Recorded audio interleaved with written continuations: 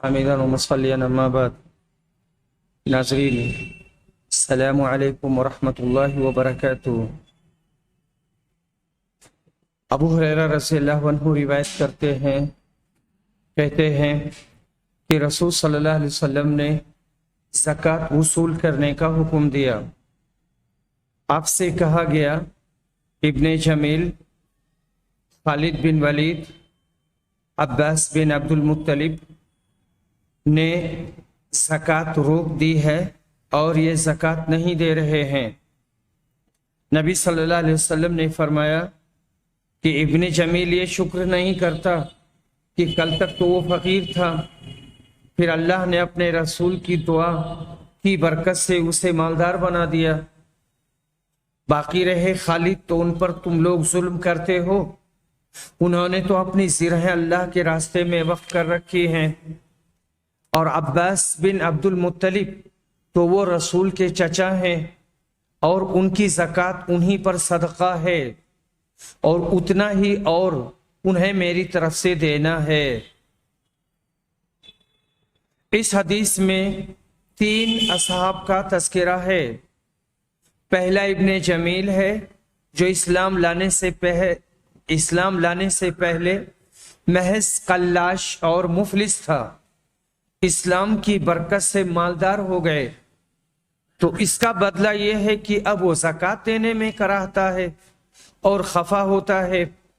اور حضرت خالد کے متعلق نبی اکرم نے خود فرما دیا، جب انہوں نے اپنا سارا مال و اسباب، ہتھیار وغیرہ اللہ کے راستے میں وقف کر دیا ہے تو اب وقفی مال کی زکوٰۃ کیوں دینے کا، کیسے دیں گے؟ اللہ کی راہ میں مجاہدین کو دینا یہ خود زکوٰۃ ہے. بعض نے کہا کہ مطلب یہ ہے کہ خالد تو ایسا سخی ہے کہ اس نے ہتھیار، گھوڑے وغیرہ سب اللہ کی راہ میں دے ڈالے ہیں، وہ بھلا فرض زکوٰۃ کیسے نہ دے گا؟ تم غلط کہتے ہو کہ وہ زکوٰۃ نہیں دیتا. حضرت عباس کے بارے میں آپ نے فرمایا کہ زکوٰۃ بلکہ اس سے 2 گنا میں ان پر سے تصدق کروں گا، یعنی صدقہ دوں گا. مسلم کی روایت میں یوں ہے کہ عباس کی زکوٰۃ بلکہ اس کا 2 گنا روپیہ میں دوں گا. حضرت عباس رضی اللہ عنہ 2 برس کی زکوٰۃ پیشگی نبی کریم صلی اللہ علیہ وسلم کو دے چکے تھے، اس لیے انہوں نے ان تحصیل کرنے والوں کو زکوٰۃ نہ دی. بعض نے کہا مطلب یہ ہے کہ بالفعل ان کو مہلت دو، آئندہ سال ان سے دوہری یعنی 2 برس کی زکوٰۃ وصول کر لینا. باب الاستعفاف عن المسئلہ، سوال کرنے سے بچنا. ابو سعید خدری رضی اللہ عنہ روایت کرتے ہیں کہ انصار کے کچھ لوگوں نے نبی صلی اللہ علیہ وسلم سے مانگا تو آپ نے انہیں دیا، پھر انہوں نے مانگا تو آپ نے پھر دیا، یہاں تک کہ جو مال آپ کے پاس تھا وہ ختم ہو گیا. پھر آپ صلی اللہ علیہ وسلم نے فرمایا، اگر میرے پاس جو مال و دولت ہو تو میں اسے بچا کر نہیں رکھوں گا، مگر جو شخص سوال کرنے سے پرہیز کرتا ہے تو اللہ تعالیٰ بھی اسے سوال کرنے سے محفوظ ہی رکھتا ہے، بچائے رکھتا ہے. اور جو شخص بے نیازی برتتا ہے تو اللہ تعالیٰ اسے بے نیاز بنا دیتا ہے. اور جو شخص اپنے اوپر زور ڈال کر بھی صبر کرتا ہے تو اللہ تعالیٰ اسے صبر و استقلال دے دیتا ہے. اور کسی کو بھی صبر سے زیادہ بہتر اور اس سے زیادہ بے پایہ خیر نہیں ملی. صبر تمام نعمتوں سے بڑھ کر ہے. شریعت اسلامیہ کی بے شمار خوبیوں میں سے ایک یہ خوبی بھی ہے کہ لوگوں کے سامنے ہاتھ پھیلانے، سوال کرنے سے مختلف طریقوں کے ساتھ ممانعت آئی ہے اور لوگوں کو روکا گیا ہے، اور ساتھ ہی اپنے زور بازو سے کمانے اور رزق حاصل کرنے کی ترغیبات آئی ہیں، اور رسول صلی اللہ علیہ وسلم نے رغبت دلائی ہے، مگر پھر بھی کتنے ہی ایسے معذورین مرد و عورت ہیں جن کو بغیر سوال کیے چارہ نہیں، اور بہت مجبور ہیں اور بہت پریشانی میں رہتے ہیں۔ ان کے لیے فرمایا وَأَمَّا السَّائِلَ فَلَا تَنْهَرْ، سوال کرنے والوں کو نہ ڈانٹو بلکہ نرمی سے ان کو جواب دے دو، ہے تو ان کو دے دو، نہیں ہے تو ایسی صورت میں ان کے ساتھ سختی نہ کرو۔ اس حدیث کے راوی حضرت ابو سعید خدری ہیں، جن کا نام سعد بن مالک ہے، اور یہ انصاری ہیں جو کنیت ہی سے زیادہ مشہور ہیں، حافظ حدیث اور صاحب فضل و عقل علماء کرام، صاحب علماء کبار صحابہ میں ان کا شمار ہوتا ہے۔ 84 سال کی عمر میں ان کا انتقال ہوا اور جنت البقیع میں دفن کیے گئے۔ ابو ہریرہ رضی اللہ عنہ روایت کرتے ہیں کہ رسول صلی اللہ علیہ وسلم نے فرمایا، اس ذات کی قسم جس کے ہاتھ میں میری جان ہے، تم میں سے کوئی آدمی رسی لے، وہ جائے اور لکڑی کاٹ کر لائے، گٹھر بنا کر کے اور بازار میں بیچے، یہ اس کے لیے بہتر ہے کہ وہ کسی کے سامنے ہاتھ پھیلائے، پتہ نہیں وہ اس کو دے یا نہ دے، انکار کر دے۔ اس حدیث میں یہی تعلیم دی گئی ہے اور یہی رغبت دلائی گئی ہے کہ آدمی محنت کرے اور لکڑی کاٹ کر لائے، یا کہ جس پیشے سے منسلک ہو سکتا ہے، چونکہ وہاں لکڑی کی بات تھی اور جنگل بہت تھے تو لکڑی کاٹنے کی بات کہی گئی ہے۔ آدمی جس سماج اور جس علاقے میں ہے اور اسے جو ہنر آتا ہے اور جو فن آتا ہے، اس فن کے ذریعہ سے روزی تلاشے اور کمائی کرے۔ اس حدیث سے یہ معلوم ہوتا ہے کہ ہاتھ سے محنت کر کے کھانا کمانا بہت افضل ہے۔ علماء نے کہا ہے کہ کمائی کے 3 اصول ہیں: زراعت، تجارت، صنعت و حرفت۔ بعض کا کہنا ہے ان تینوں میں تجارت افضل ہے، بعض نے زراعت کو افضل کہا ہے کیونکہ اس میں ہاتھ سے محنت کی جاتی ہے، اور حدیث میں ہے کہ کوئی کھانا اس سے بہتر نہیں ہے جو ہاتھ سے محنت کر کے پیدا کیا جائے۔ زراعت کے بعد پھر صنعت افضل ہے، اس میں بھی ہاتھ سے کام کیا جاتا ہے، اور نوکری بدترین کسب ہے۔ ان احادیث سے یہ بھی ظاہر ہے کہ رسول کریم صلی اللہ علیہ وسلم نے محنت کر کے کمانے والے مسلمان پر کس قدر محبت کا اظہار فرمایا کہ اس کی خوبی پر آپ نے اللہ پاک کی قسم کھائی۔ پس جو لوگ محض نکمے بن کر بیٹھے رہتے ہیں اور دوسروں کے دستے نگر رہتے ہیں، پھر قسمت کا گلہ کرنے لگتے ہیں، یہ لوگ عند اللہ و عند رسول اچھے نہیں ہیں۔ اور اس کے بعد زبیر بن عوام رضی اللہ عنہ نبی صلی اللہ علیہ وسلم سے روایت کرتے ہیں کہ آپ نے فرمایا کہ تم میں سے کوئی آدمی رسی لے اور جا کر کے لکڑی کاٹ کر کے گٹھر بنائے، اپنی پیٹھ پر لاد کر لائے بازار میں اور اسے بیچ دے۔ اس کے ذریعہ اللہ تعالیٰ اس کے چہرے کو ذلت اور رسوائی سے بچائے۔ یہ بہتر ہے کہ وہ کسی کے سامنے دستے سوال دراز کرے، کیا پتہ وہ اسے دیں یا نہ دیں۔ اس حدیث کے راوی حضرت زبیر بن عوام ہے، جن کی کنیت ابو عبداللہ قریشی ہے۔ ان کی والدہ حضرت صفیہ عبد المطلب کی بیٹی نبی صلی اللہ علیہ وسلم کی پھوپھی ہیں۔ یہ اور ان کی والدہ شروع میں ہی اسلام لے آئے تھے جب ان کی عمر 16 سال کی تھی۔ اس پر ان کے چچا نے دھوئیں سے ان کا دم گھونٹ کر تکلیف پہنچائی تاکہ یہ اسلام چھوڑ دیں، مگر انہوں نے اسلام کو نہ چھوڑا۔ یہ تمام غزوات میں नबी सल्लल्लाहु अलैहि वसल्लम के साथ रहे और ये वही हैं जिन्होंने सबसे पहले तलवार अल्लाह के रास्ते में निकाली और सौंती और नबी अकरम सल्लल्लाहु अलैहि वसल्लम के साथ जंगे उहुद में डटे रहे और अशरे मुबशरा में इनका शुमार होता है। 64 साल की उम्र में बसरा में शहीद कर दिए गए। यह हादसा सन 36 हिजरी में पेश आया। अव्वले वादी सिबा में दफन हुए, फिर बसरा में मुंतकिल कर दिए गए, यानी अव्वल वहीं दफन किए गए, फिर उनकी लाश निकाल करके और बसरा मुंतकिल कर दी गई और वहां उन्हें दफन किया गया। हकीम बिन हिजाम कहते हैं कि मैंने रसूल सल्लल्लाहु अलैहि वसल्लम से कुछ मांगा तो आपने हमको दिया, मैंने फिर मांगा आपने फिर दिया, मैंने फिर मांगा आपने फिर दिया।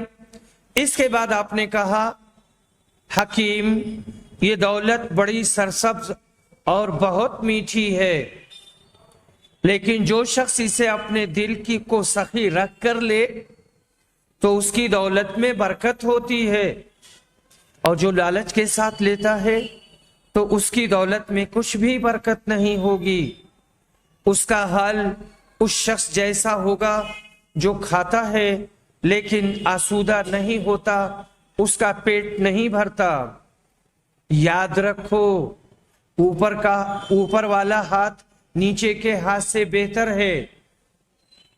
हकीम बिन हिजाम कहते हैं कि मैंने कहा, उस जात की कसम जिसने आपको हक के साथ भेजा है, अब इसके बाद मैं किसी से कोई चीज नहीं मांगूंगा और नहीं लूंगा, यहां तक कि मैं दुनिया से जुदा हो जाऊं, यानी मेरा इंतकाल हो जाए।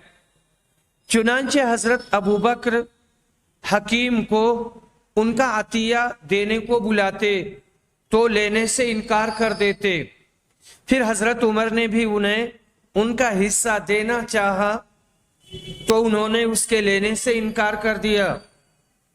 इस पर हजरत उमर ने कहा, मुसलमानों, मैं तुम्हें हकीम बिन हिजाम के मामला में शाहिद और गवाह बनाता हूं कि मैंने इनका हक उन्हें देना चाहा लेकिन उन्होंने लेने से इनकार कर दिया। गरज हकीम बिन हिजाम रसूल सल्लल्लाहु अलैहि वसल्लम के बाद इसी तरह किसी से भी कोई चीज लेने से हमेशा इनकार करते रहे, यहां तक कि इनका इंतकाल हो गया। हकीम बिन हिजाम की कुनियत अबू खालिद कुरैशी असदी है। यह हजरत उम्मुल मोमिनीन खदीजतुल कुबरा के भतीजे हैं। वाकई फील से 13 साल पहले काबा में पैदा हुए। ये काबा में पैदा हुए थे। ये कुरैश के मुअज़्ज़ज़ तरीन लोगों में से हैं। जाहिलियत और इस्लाम हर दो जमानों में बड़ी इज्जत व मंजिलत के मालिक रहे। फतेह मक्का के दिन इस्लाम लाए। 64 हिजरी में अपने मकान के अंदर मदीना में वफात पाई। उनकी उम्र 120 साल की थी। 60 साल जमाने जाहिलियत में और 60 साल इस्लाम के जमाने में। बड़े ज़ेरक और फासिल मुत्तकी सहाबा में से थे, बड़े होशियार थे। जमाने जाहिलियत में 100 गुलामों को आजाद किया और 100 ऊंट सवारी के लिए दिया। रसूल अकरम की वफात के बाद ये मुद्दत तक जिंदा रहे, यहां तक कि हजरत मुआविया के जमाना में भी 10 साल की जिंदगी पाई, मगर कभी एक पैसा भी इन्होंने किसी से नहीं लिया, जो बहुत बड़े दर्जे की बात है। इस हदीस में हकीम इंसानियत रसूल अकरम ने काने और हरीस की मिसाल बयान फरमाई। काने यानी कैनात करने वाला और किसी से कुछ ना मांगने वाला, और हरीस जो लालची होता है कि जो भी कोई दुनियावी दौलत के सिलसिले में قناعت سے کام لے گا اور ہرس و لالچ کی بیماری سے بچے گا، اس کے لیے برکتوں کے دروازے کھلیں گے اور تھوڑا مال بھی اس کے لیے کافی ہو جائے گا۔ اس کی زندگی بڑے ہی اطمینان اور سکون سے گزرے گی۔ اور جو شخص حرص کی بیماری اور لالچ میں مبتلا ہوگا، اس کا پیٹ بھر ہی نہیں سکتا، خواہ اس کو ساری دنیا کی دولت حاصل ہو جائے، وہ پھر بھی اسی چکر میں رہے گا کہ کسی نہ کسی طرح سے اور زیادہ مال حاصل ہو جائے۔ ایسے طماع یعنی بہت زیادہ حرص کرنے والے لوگ نہ اللہ کے نام پر خرچ کرنا جانتے ہیں، نہ مخلوق کو فائدہ پہنچانے کا جذبہ رکھتے ہیں، نہ کشادگی کے ساتھ اپنے اور اپنے اہل و عیال ہی پر خرچ کرتے ہیں۔ اگر سرمایہ داروں کی زندگی کا مطالعہ کیا جائے تو ایک بہت ہی بھیانک تصویر نظر آتی ہے۔ رسول اکرم صلی اللہ علیہ وسلم نے انہی حقائق کو اس حدیث میں بیان فرمایا ہے۔ باب من آتاہ اللہ شیئا من غیر مسئلۃ ولا اشراف نفس، اگر اللہ تعالی کسی کو بن مانگے اور بنا دل لگائے اور امید کیے ہوئے کچھ دلا دے تو اس کو لے لے، اس میں کوئی حرج نہیں۔ وفی اموالہم حق للسائل والمحروم، اللہ تعالیٰ نے سورہ زاریات میں فرمایا ان کے مالوں میں مانگنے والے اور خاموش رہنے والے دونوں کا حصہ ہے۔ اس آیت سے امام بخاری رحمہ اللہ نے یہ مسئلہ بیان کیا کہ بن مانگے جو اللہ دے دے اس کا لینا درست ہے، ورنہ محروم خاموش فقیر کا حصہ کچھ نہ رہے گا۔ قسطلالی نے کہا بغیر سوال جو آئے اس کا لے لینا درست ہے، بشرطے کہ حلال کا مال ہو۔ اگر مشکوک مال ہو تو واپس کر دینا ہی پرہیزگاری ہے، یعنی اگر کسی کو کوئی دیتا ہے، اس نے مانگا نہیں تھا تو اسے لے لینا چاہیے، لیکن اگر کسی ایسے آدمی کی طرف سے وہ مال آ رہا ہے جس کی کمائی حلال نہیں ہے تو پھر اسے پرہیز کرنا چاہیے۔ حضرت عبداللہ بن عمر روایت کہتے ہیں کہ میں نے عمر سے سنا، وہ کہتے تھے کہ رسول صلی اللہ علیہ وسلم مجھے عطیہ دیتے تو میں کہتا کہ آپ مجھ سے زیادہ فقیر کو دے دیجئے، لیکن آپ کہتے لے لو۔ اگر تمہیں کوئی ایسا مال ملے جس پر تمہارا خیال نہ لگا ہوا ہو، یعنی تمہارا دل ادھر نہ لگا ہوا ہو اور نہ تم نے اسے مانگا ہو، تو اسے قبول کر لیا کرو اور اسے لے لیا کرو، اور جو نہ ملے تو اس کی پرواہ نہ کرو، اس کی طرف دل نہ لگاؤ اور اس کے پیچھے نہ پڑو۔ باب من سال الناس تکثرا، اگر کوئی شخص اپنی دولت بڑھانے کے لیے دوسروں سے مانگے تو اس کا بیان۔ یہاں پر جو روایت ہے وہ حمزہ بن عبداللہ بن عمر کی ہے۔ وہ کہتے ہیں میں نے عبداللہ بن عمر سے سنا، انہوں نے کہا کہ نبی صلی اللہ علیہ وسلم نے فرمایا آدمی ہمیشہ لوگوں کے سامنے ہاتھ پھیلاتا رہتا ہے اور مانگتا رہتا ہے، یہاں تک کہ وہ قیامت کے دن اس طرح اٹھے گا اور اس طرح آئے گا کہ اس کے چہرے پر گوشت نہیں ہوگا۔ اور رسول اکرم نے فرمایا تھا قیامت کے دن سورج بہت قریب آ جائے گا، اتنا قریب آ جائے گا کہ پسینہ آدھے کان تک پہنچ جائے گا۔ لوگ اسی حال میں اپنی پریشانی کے لیے، اپنی مخلصی یعنی اپنی پریشانی کو دور کرنے کے لیے حضرت آدم سے فریاد کریں گے، پھر موسیٰ سے، پھر رسول اکرم سے، اور اس کے بعد میں ابن جعفر نے بیان کیا کہ پھر آپ صلی اللہ علیہ وسلم سفارش کریں گے، شفاعت کریں گے۔ اور مطالبہ کریں گے کہ مخلوق کا فیصلہ کیا جائے، پھر آپ بڑھیں گے اور جنت کے دروازے کا حلقہ تھام لیں گے، اور اسی دن اللہ تعالی آپ کو مقام محمود عطا کرے گا جس کی تعریف تمام اہل محشر کریں گے۔ یہاں پر یہ مسئلہ بیان کیا گیا ہے کہ کسی کے سامنے سوال نہیں کرنا چاہیے اور ہاتھ نہیں پھیلانا چاہیے۔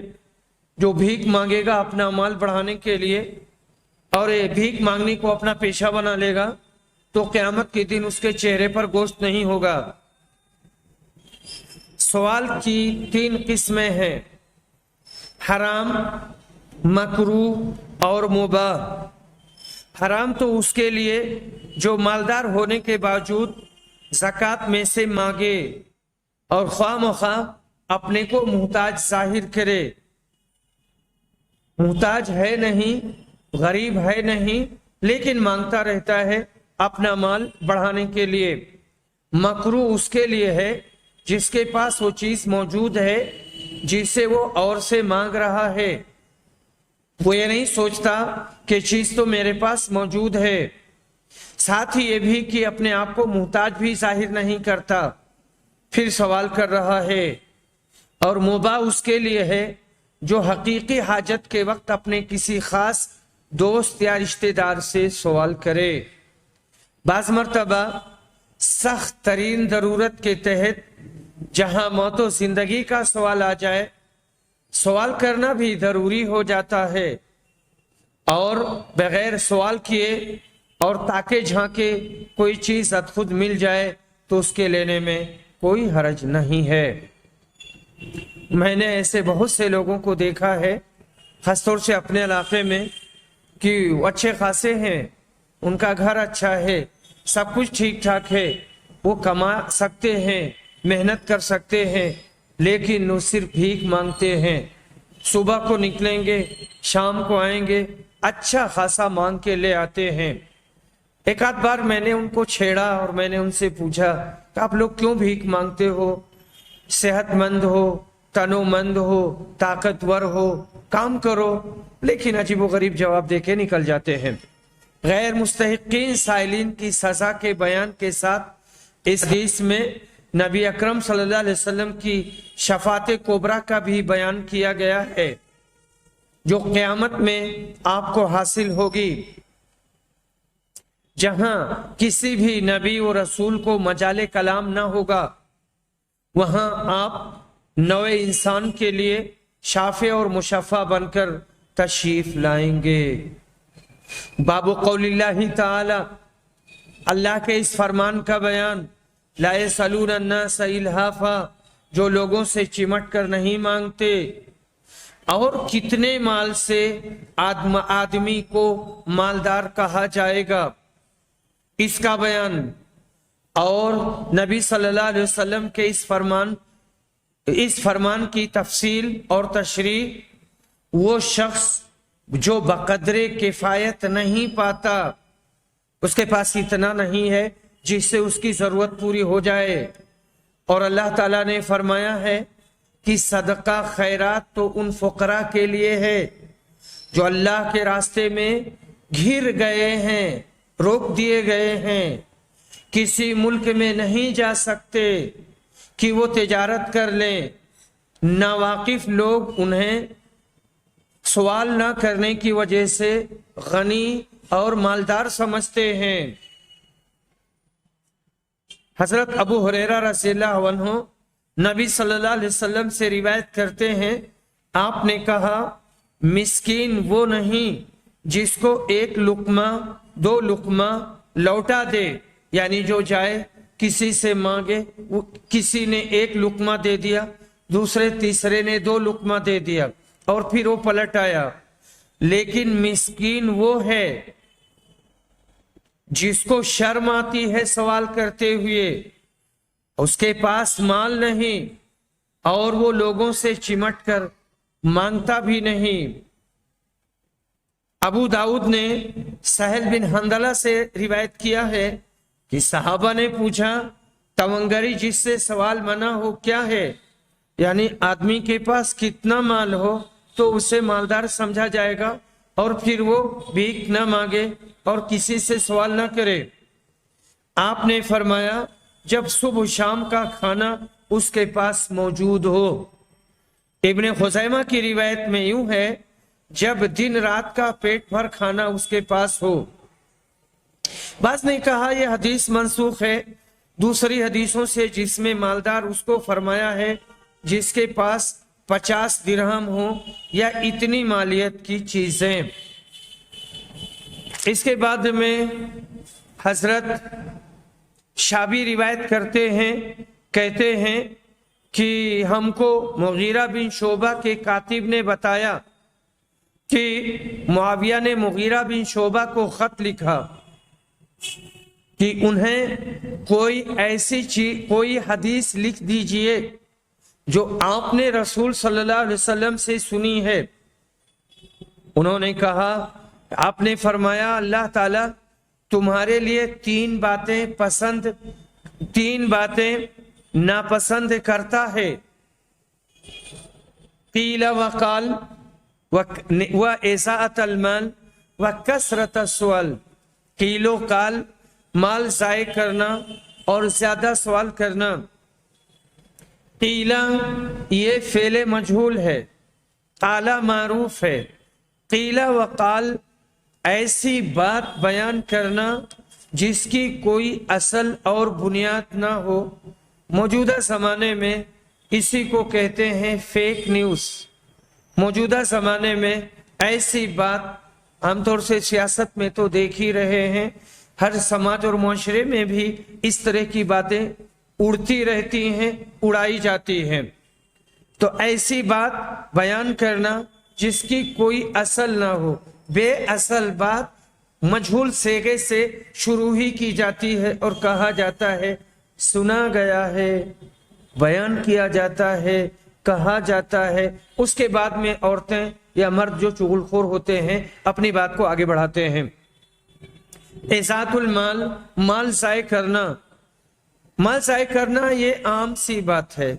माल बचाना चाहिए, माल बटोरना चाहिए, क्योंकि आगे हालात कैसे होंगे, सेहत कैसी रहेगी, कौन मरेगा कौन जिएगा, कैसी आफत आएगी, कैसी मुसीबत आएगी, किसी को कुछ भी खबर नहीं है। बहुत देखा गया है कि आज फरावानी है, माल की कसरत है, आमदनी बहुत है तो आदमी खूब उड़ता है और उड़ाता है, लेकिन कोई आफत आ जाती है, मुसीबत आ जाती है, नौकरी चली जाती है या कोई मर जाता है और उसके बाद में फिर मुसीबत ही मुसीबत, कांटे ही कांटे और आंसू ही आंसू। इज़ातुल माल में बीड़ी, सिगरेट, तंबाकू को भी शुमार किया गया है। जो लोग, एक तो नशे की चीजें हैं वो गुनाह कबीरा हैं। जितनी भी मुस्किरात हैं उनका पीना, इस्तेमाल करना, गोली की शक्ल में खाना, इंजेक्शन की शक्ल में लेना, सफूफ की शक्ल में सूंघना, ये सब हराम है। वो तो गुनाह कबीरा है, वो तो हराम है ही। लेकिन बीड़ी, सिगरेट, तंबाकू, गोवा, पान पराग, आशिकी और इस ग्रुप की बहुत सारी चीजें जो समाज में चल रही हैं, ये सब इज़ातुल माल है। एक तो ये हराम है, हराम इस वजह से है कि इनसे बहुत ज्यादा नुकसान है और फायदा कुछ भी नहीं। तो इसका खरीदना, बेचना, इसकी तिजारत करना, बनाना, बनवाना और इसमें शामिल होना, नौकरी करना सब नाजायज और हराम है। और ज्यादा सवाल करना और लोगों से भीख मांगना, ये सवाल एक तो ये है जैसे हम लोग पढ़ाते हैं। अब अगर कोई तालिब मसला जानता है, हमने पढ़ा दिया, कोई मसला वो जानता है लेकिन वो खाली परेशान करने के लिए और जिद करने के लिए सवाल करता है, बेजा सवाल करता है, तो नहीं करना चाहिए। लेकिन अगर हमें किसी को इमाम रखना है, किसी को मुफ्ती रखना है, किसी को मुदर्रिस के तौर पर मुतय्यन करना है, तो उसके इल्म की गहराई को जानने के लिए उससे सवाल किया जा सकता है اور اس کا امتحان لیا جا سکتا ہے۔ فضول کلامی بھی ایسی بیماری ہے جس سے انسان کا وقار خاک میں مل جاتا ہے۔ بولنا، زیادہ بولنا، بک بک کرنا، لمبے لمبے قہقہے لگانا، یہ ساری چیزیں حرام ہیں، ان سے بچنا چاہیے۔ اس لیے کم بولنا اور سوچ سمجھ کر بولنا عقل مندوں کی علامت ہے۔ اسی طرح فضول خرچی کرنا بھی انسان کی بڑی بھاری حماقت ہے، جس کا احساس اس وقت ہوتا ہے جب دولت ہاتھ سے نکل جاتی ہے۔ اسی لیے قرآنی تعلیم یہ ہے کہ بخیل نہ بنو اور نہ اتنے کشادہ ظرف ہو جاؤ اور ہاتھ اتنا کھول دو کہ پورا مال لوٹا دو اور اس کے بعد میں مصیبت میں گرفتار ہو جاؤ۔ درمیانی راستہ اپنانا چاہیے، ہر چیز میں درمیانی راستہ اور بیچ کا راستہ اچھا اور بہتر ہوتا ہے۔ تیسرا عیب کثرت کے ساتھ دستے سوال دراز کرنا، یعنی بھیک مانگنا۔ دستے سوال دراز کرنا، ہم نے بھیک مانگا، اسی کو دوسری جگہ کہا گیا ہے یتکففون، یعنی اپنا کف اور اپنی ہتھیلی پھیلاتے ہیں اور کہتے ہیں دے دو۔ یہ بھی بہت خطرناک بیماری ہے کہ جس کو لگ جائے اس کا پیچھا نہیں چھوٹتا اور وہ بری طرح اس میں گرفتار رہتا ہے، دنیا میں بھی ذلیل ہوتا ہے اور آخرت کی بھی پریشانی آتی ہے اور اس کے چہرے پر قیامت کے دن گوشت نہیں رہے گا۔ حضرت مغیرہ بن شعبہ نے حدیث لکھ کر حضرت امیر معاویہ کو پیش کیا، اشارہ تھا کہ آپ کی کامیابی کا راز اس حدیث میں مضمر ہے جو میں آپ کو لکھ رہا ہوں۔ نبی اکرم صلی اللہ علیہ وسلم کے جوامع الکلم میں اس حدیث شریف کو بھی بڑا مقام حاصل ہے۔ اللہ پاک ہم کو یہ حدیث سمجھنے اور عمل کرنے کی توفیق دے۔ حضرت سعد بن ابی وقاص بیان کہتے ہیں کہ رسول صلی اللہ علیہ وسلم نے کچھ لوگوں کو مال دیا، اسی میں بھی بیٹھا ہوا تھا۔ انہوں نے کہا کہ رسول صلی اللہ علیہ وسلم نے ان کے ساتھ ہی بیٹھے ہوئے ایک شخص کو چھوڑ دیا، ان کو کچھ نہیں دیا، حالانکہ ان لوگوں میں وہ مجھے زیادہ پسند تھا۔ آخر میں نے رسول صلی اللہ علیہ وسلم کے قریب جا کر چپکے سے کہا فلاں شخص کو آپ نے کچھ نہیں دیا، واللہ میں اسے مومن خیال کرتا ہوں۔ رسول صلی اللہ علیہ وسلم نے کہا یا مسلمان۔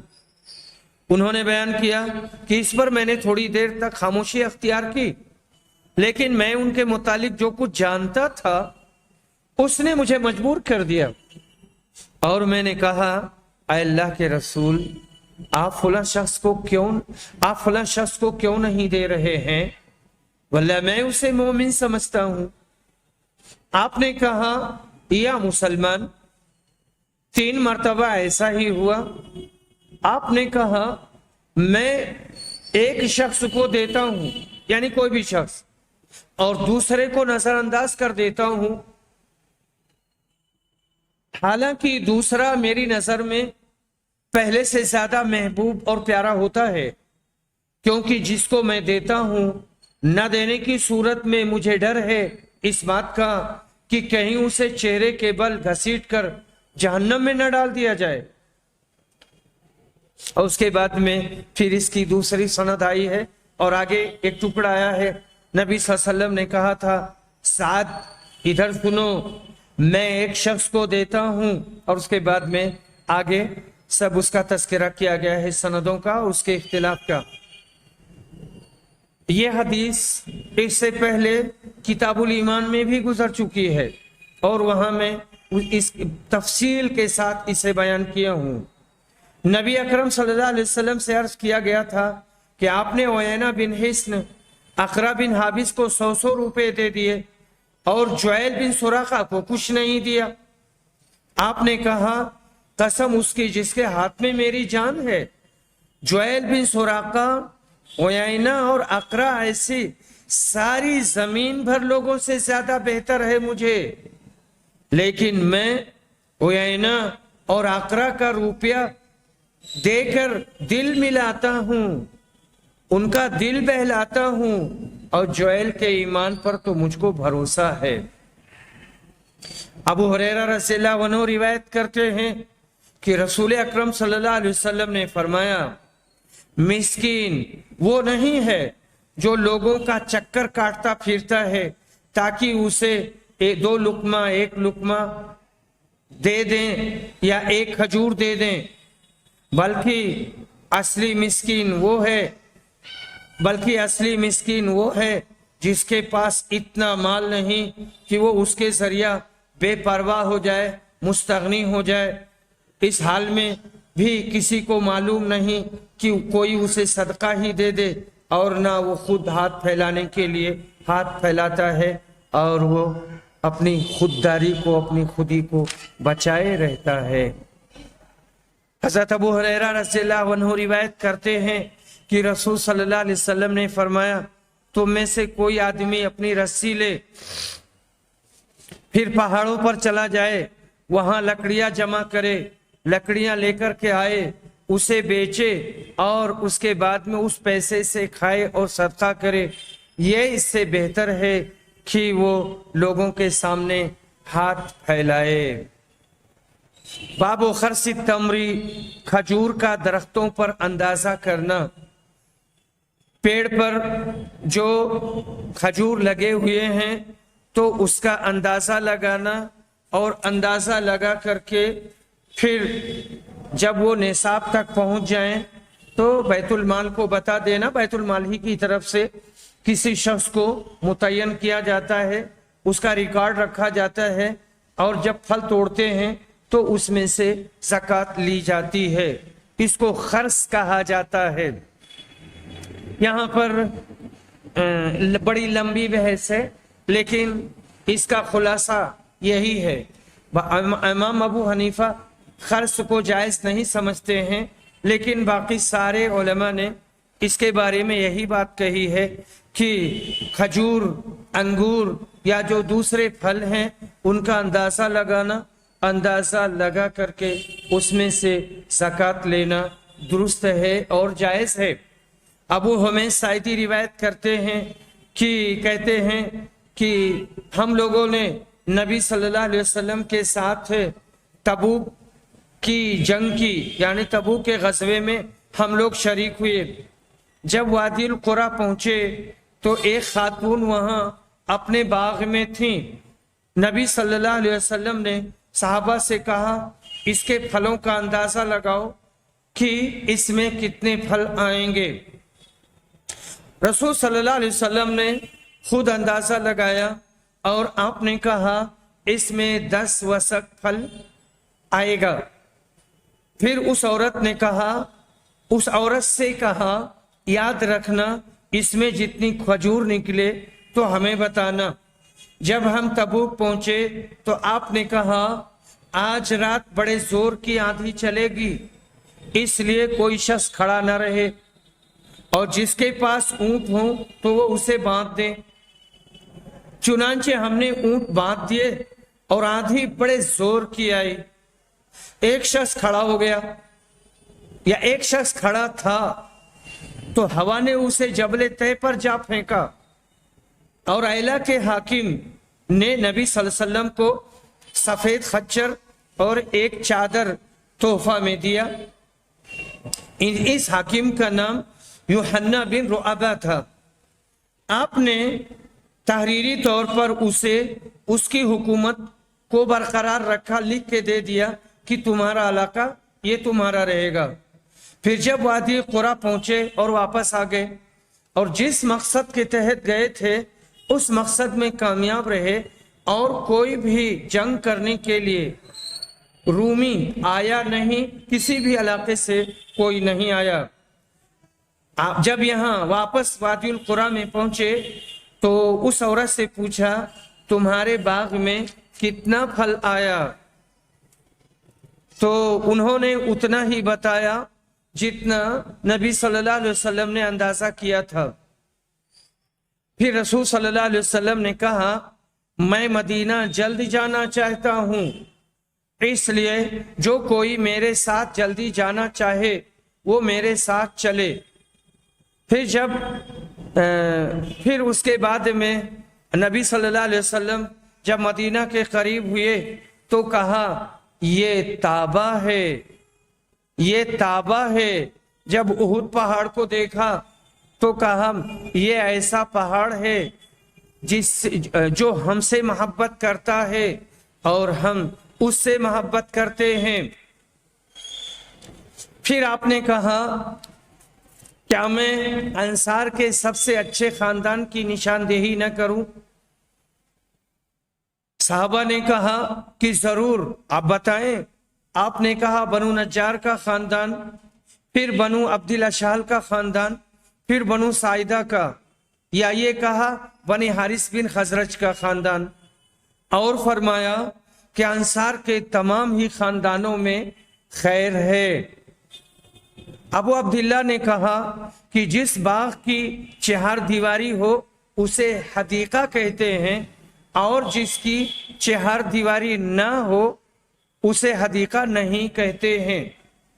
یہاں ابو عبداللہ آیا ہے تو ابو عبداللہ فتح الباری کے نسخہ میں ابو عبید ہے، ابو عبید ہے تو قاسم بن سلام ہے وہ، اور ابو عبداللہ ہے تو ابو عبداللہ سے مراد امام بخاری رحمہ اللہ ہیں۔